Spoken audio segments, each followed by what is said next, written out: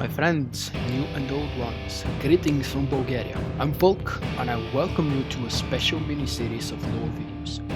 Starting now, we're going to cover one of the most significant and epic moments in the Star Wars ancient lore, the Great Galactic War. My original plan is to make 3 videos directly connected to each other, but only time will tell. If the interest is big enough, there might be more. It all depends on you. In the first video, we will learn how the war was started, who was responsible for that. After that, we will explore many of the regions and events that are most crucial. The war is very closely related to the main topic of my YouTube channel, Star Wars The Old Republic, my favorite MMO PC game. For such an important, big and challenging project, I have asked a friend again to help me. Just like I did with my Revan lore video. Here to help with the great voice acting and narration skills is Jason, or as we know him, Theo from the Otinicast. We all loved his readings for my Revan lore video, and I have invited him once again to be my guest and narrate the first and second videos from the series, covering the Great Galactic War. Theo is the producer and the co-host of Otinicast, one of my favorite shows, and recently they've reached 200 episodes, which is a great achievement. My congratulations to them and gratitude for the passion and persistence every week in each episode. I want to thank Theo once again for joining and helping me with this big project. When you finish the video, don't forget to evaluate our work and show your affection. If you like the content, like and favorite it. If you didn't enjoy it, tell me why not. Subscribe to my channel and take a look at my Patreon page where you could help me with one of my listed goals. Thank you. Now, enough with the opening words, let's begin the best part of this video and the reason why you all clicked on the link.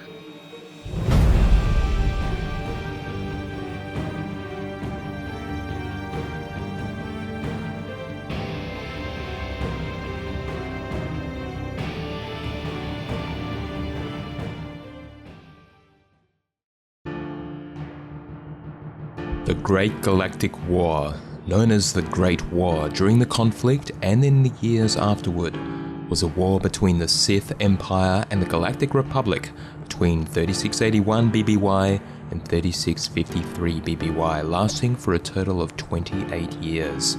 Also known as the Republic-Sith War, the conflict was ultimately the culmination of a 1300-year grudge held by survivors of the old Sith Empire against the Republic for their defeat in the Great Hyperspace War.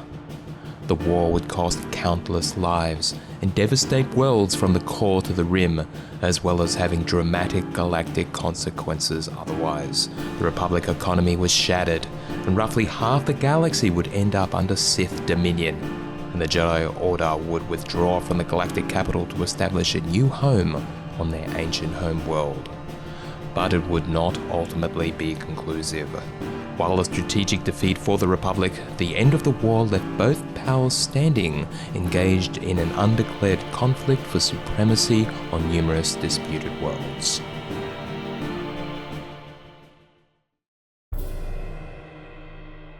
Background. With the Sith Empire's defeat in the Great Hyperspace War, the Republic decided how to deal with their fallen empire. Supreme Chancellor Pultimo ordered the Republic military to exterminate all remnants of the Sith. But one Sith Lord and a group of survivors escaped the Republic's slaughter of their kind and fled to the unknown regions. There, he refounded the Empire, assumed the title of Sith Emperor, and created a council of other Sith Lords to rule under him. Using the power of the dark side, the Emperor kept himself alive for over 1,000 years after the Great Hyperspace War, rebuilding the Empire's strength and promising his people revenge on the Republic and Jedi. The Republic, meanwhile, was challenged in a number of wars over the next few thousand years. After the war with Exar Kun, the growing Sith Empire goaded the Mandalorians to attack the Republic.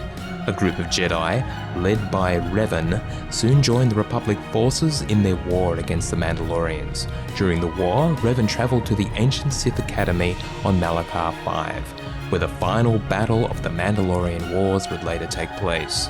During his time there, he learned of the true Sith's existence in the unknown regions.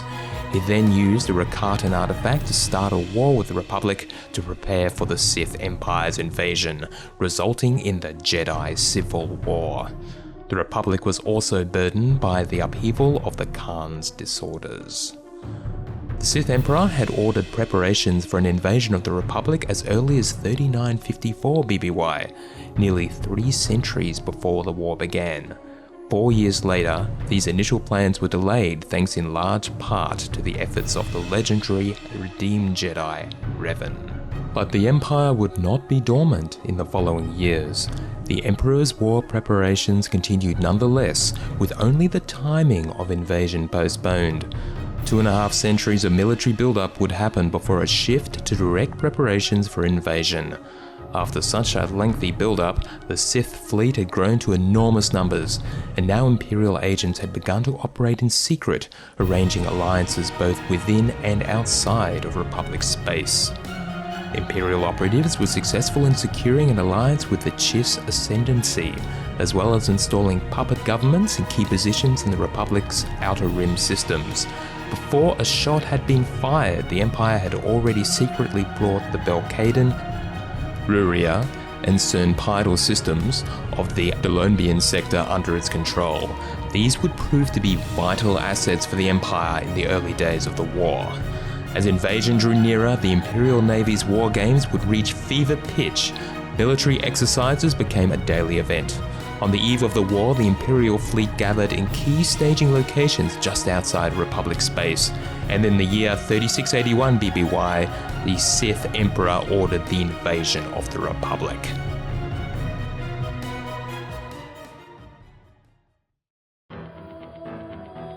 The War. The return of the Sith and retaking of Korriban. For centuries, the ancient Sith homeworld Korriban had been guarded by a vigil of Jedi and a fairly small contingent of Republic troopers. At the onset of the war, this garrison was overseen by Jedi Master Kal Sendarak and his Padawan Satil Shan. In a move which caught the Republic defenders completely by surprise, a Sith fleet of over 30 warships launched a massive assault on their long-occupied holy world Korriban. Republican Jedi defenders quickly fell to the Imperial attack, while Sith Lord Vindican and his apprentice Malgus battled Jedi defenders Dirac and Shan on the orbital station. Shan escaped the fighting on orders from her master, but Dirac was slain in a lightsaber duel by Malgus.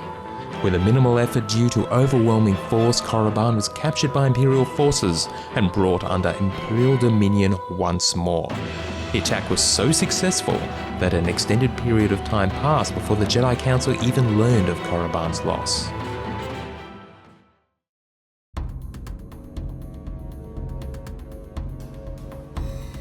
Skirmish in the Tingle Arm. As yet unaware of the fall of Korriban, the appearance of Imperial battlecruisers in the Tingle Arm and Aparo sector was a mystery to the Republic. Naively hoping to resolve the unexpected situation quickly, the Republic dispatched a lightly escorted diplomatic team to find out what was happening. The Emperor saw this as an excellent opportunity to begin a campaign of psychological warfare. The Imperial fleet waited for the Republic's diplomatic team to come to them, and then allowed just enough time to transmit images of their armada back to their superiors before utterly destroying them. In response to the threat, the Republic immediately mobilized a fleet to the besieged area in the Tingle Arm. Arriving in proximity to Belkaden, Ruria, and Cernpidal, the First Republic war fleet found itself ensnared in the Empire's trap. Surrounded by Imperial warships and turncoat allies, the Republic fleet was forced to scatter and retreat to Miriel in order to avoid complete annihilation.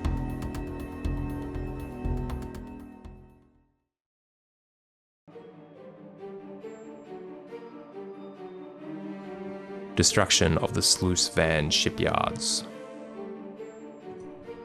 With the capture of the Tingle Arm and the rout of the Republic forces there, the Sith Empire turned its sights on a valuable new target, the Sluice sector. Sluice Van was a home of significant Republic starship manufacturing facilities which presented a tempting target for the invading Imperial forces. The Imperial naval forces quickly moved to Sluisvan, which was entirely undefended, with the Republic forces still scattered. Various Sith starfighter squadrons attacked the shipyards and destroyed the orbital ring that made up the station. The Sith forces continued to press and conquer the world itself. Much as would continue to be the case as the war pressed on, the Imperial forces executed any civilian or government workers who refused to swear fealty to the Empire. The token Republic military personnel were not granted such mercy. They were simply hunted down and summarily executed as enemies of the Empire.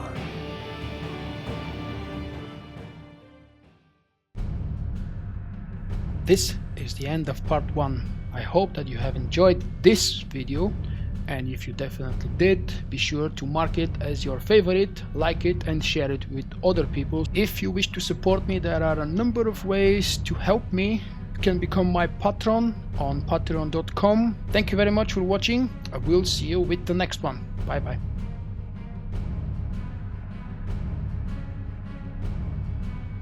My Patreon campaign is an absolutely voluntary and optional way for you guys to support and back me up. Thank you for considering becoming my patron. Remember, you can find me also on Twitch, Twitter and Facebook. For my non-Star Wars activities, I invite you to subscribe to my second YouTube channel.